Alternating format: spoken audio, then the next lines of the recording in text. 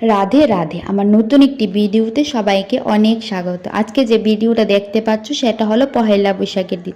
সেই দিন সকালবেলা স্নান করে আমরা বড়দেরকে প্রণাম করে নিলাম। আমার ঠাকুরমা ভগবানকে বাল্যভোগ নিবেদন করেছিল। তারপর দুপুরে তোড়জোড় শুরু হয়ে গেল গোপালের অন্নভোগের জন্য।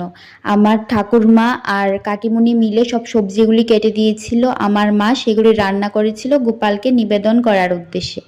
তারপর দুপুর 12টার দিকে আমার দিদা ঠাকুরকে অন্নভোগ নিবেদন করে দিল। তারপর খুব সুন্দর করে ভগবানের আরতি করলো। তারপর আরতি করে নেওয়ার পর দিদা চৈতন্য চরিতামৃত পাঠ করলো। তারপর শুরু হয়ে গেল কীর্তন। ঠাকুরের নাম গানের মাধ্যমে ওই দিন আমাদের দিনটা খুব আনন্দের মাধ্যমে কেটেছিল। সবাই বলে যে খুব আনন্দ করেছে, আমরাও খুব আনন্দ করেছিলাম সেই দিন। তোমরাও শুনে নাও একটু কীর্তন। এ হলো আমার বোন আর একটা আমার ভাগ্নি।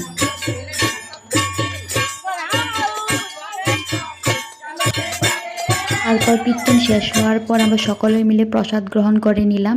এটা হলো আমার দিদা এবং ঠাকুরমা। এখানে আমরা সবাই বিকালে একটু ফটো তুলে নিলাম। টাটা।